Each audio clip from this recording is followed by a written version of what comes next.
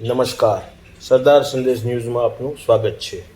સિહોરમાં road, રસ્તા અને street લાઇટો તેમજ ગટરોની સમસ્યા આજ રોજ કોંગ્રેસ કાર્યકરો આકરા પાણીએ સિહોર ચીફ ઓફિસરને રજૂઆત કરવા પહોંચ્યા। સિહોરમાં ચોમાસાની શરૂઆત થતાં જ પાલિકા તેમજ તંત્રની પ્રી મોન્સૂન કામગીરીની પોલ ખુલ્લી પડી ગઈ છે। આખાએ સિહોરમાં ઉભરાતી ગટરો, શેરીઓ ગલીઓથી લઈ હાઈવે સુધી રોડમાં ખાડાઓ, રોડ પર વરસાદને લઈ ધસી આવેલી માટીઓ જેમની તેમ, સાથે જ સફાઈ પણ અનિયમિત અને સફાઈ કામદારો કચરો સ્થળ પર બાળતા હોય છે। સ્ટ્રીટ લાઇટોની તો વાત જ ન કરો, કારણ અનેક શેરી ગલીઓમાં અને હાઈવે પર અંધારા જ છે। આવી જ રીતે સિહોર નગરપાલિકાનો વહીવટ પણ અંધારામાં જ ચાલતો હોય તેવું જણાય છે। ત્યારે સિહોરની પ્રજાનો અવાજ બનીને સિહોર શહેર કોંગ્રેસ દ્વારા સિહોર નગરપાલિકા કચેરી ખાતે ચીફ ઓફિસર શ્રીને ધારદાર રજૂઆત કરી હતી। સાથે જ સિહોર શહેર પ્રમુખ જયદીપસિંહ ગોહિલે જણાવ્યું હતું કે સિહોરની ઉપરોક્ત સમસ્યાઓનું નિવારણ વહેલામાં વહેલી તકે લાવવામાં નહીં આવે તો ગાંધીએ ચિંધ્યા માર્ગે આંદોલન કરીશું। ઉપરોક્ત રજૂઆતમાં સિહોર શહેર પ્રમુખ જયદીપસિંહ ગોહિલ, ધીરુભાઈ ચૌહાણ, રાજુભાઈ ગોહિલ, ચેતનભાઈ ત્રિવેદી, ઈશ્વરભાઈ લમસા, ધવલભાઈ પલાણિયા, માનસંગભાઈ ડોડિયા તેમજ દેવભાઈ મકવાણા વગેરે કાર્યકરો જોડાયા હતા। નોંધનીય છે કે ધવલભાઈ પલાણિયાએ આ સાથે જ જણાવ્યું હતું કે જો આ સમસ્યાઓનું નિવારણ 5 દિવસમાં કરવામાં નહીં આવે તો આત્મવિલોપનની ચીમકી પણ ઉચ્ચારેલ છે।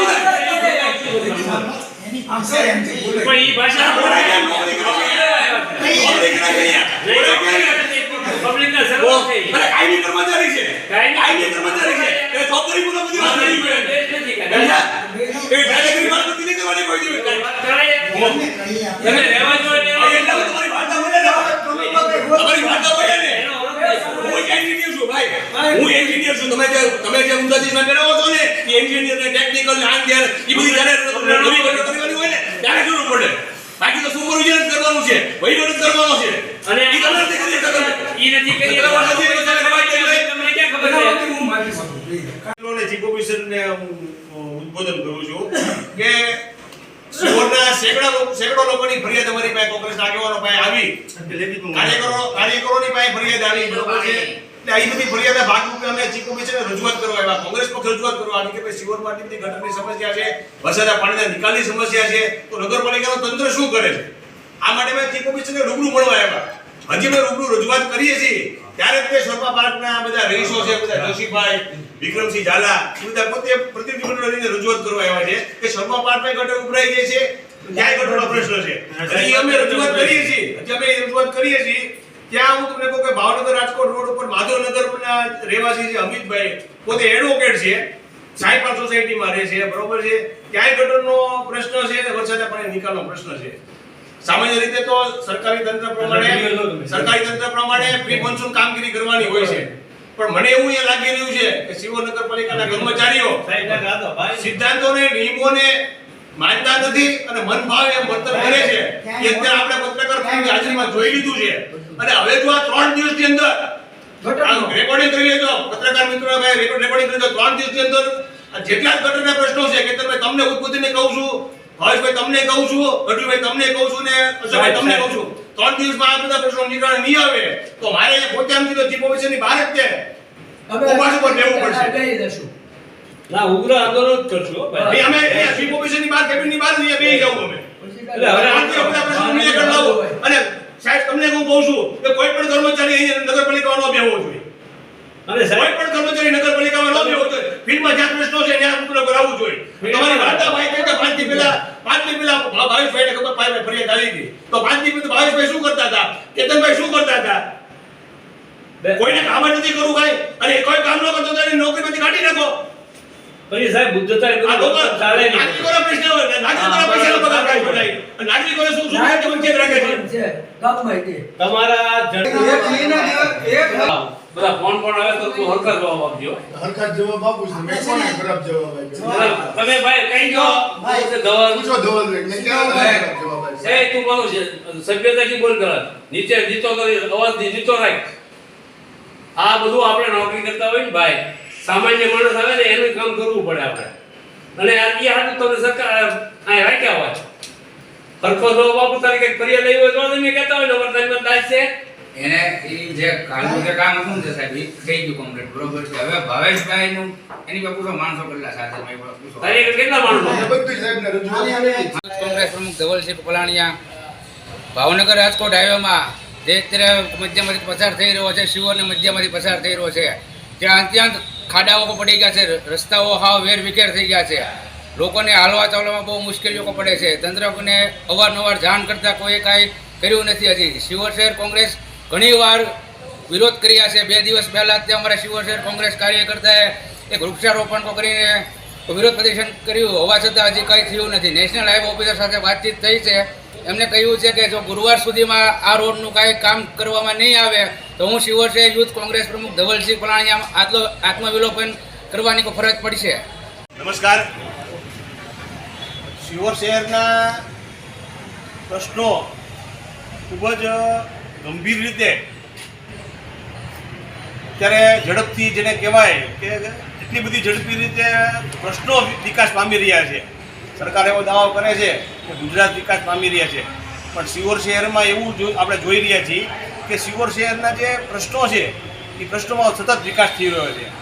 અમે ગામમાં ચાલીને જતા હોય, હું હોય, ધીરુભાઈ હોય કે ધવલ હોય કે કિરણભાઈ હોય, અને ગમે ત્યાં થોડું ચાલીને જતા હોય તો તરત લોકોની રજૂઆત આવે છે કે અહીંયા ગટર ઉભરાઈ ગઈ છે, અહીંયા રસ્તામાં પાણીનો નિકાલ નથી, અહીંયા સ્ટ્રીટ લાઇટ બંધ છે.